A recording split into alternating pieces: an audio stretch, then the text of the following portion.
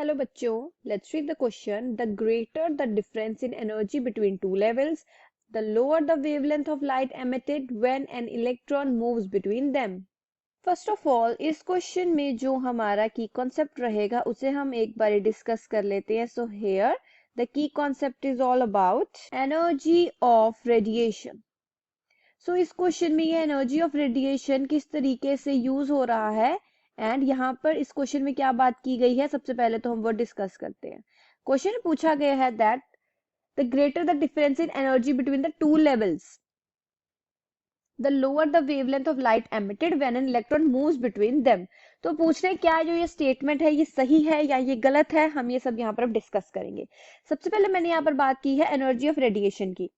तो energy of radiation को हम इलेक्ट्रोमैग्नेटिक वेव्स के नाम से भी जानते हैं and energy of radiation is inversely proportion to its wavelength. So यहां पर मैं क्या लिखती हूँ कि ये इनवर्सली प्रोपोर्शन है टू द वेवलेंथ. जो भी हमारी लाइट एमिटेड होगी ये उसके इनवर्सली प्रोपोर्शन है. सो इस चीज का क्या मतलब है, when the wavelength increases energy of radiation decreases and when the wavelength decreases energy increases. तो अब हम बात कर लेते हैं जो क्वेश्चन पूछा गया है, the greater the difference in energy between two levels. So यहाँ पर सबसे पहले तो मैं लेवल्स, यहाँ पर दो लेवल्स की बात की गई है. सो यहाँ पर हम लेवल्स ले लेते हैं. फर्स्ट लेवल ले लेते हैं N1, दूसरा लेवल ले लेते हैं N2.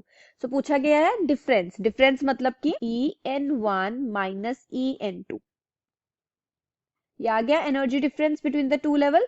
एंड हम यहाँ पर क्या देखेंगे, एनर्जी ऑफ अ फोटोन. एक फोटोन की एनर्जी किसके बराबर होती है, E is equals to HC upon lambda. जहां पर जो ये हम देख रहे हैं, ये जो हमारा लेमडा है ये हम वेवलेंथ के लिए यूज करते हैं. हमारा जो ये H है ये हमारा प्लैंक्स कांस्टेंट है जिसकी वैल्यू भी कांस्टेंट रहती है.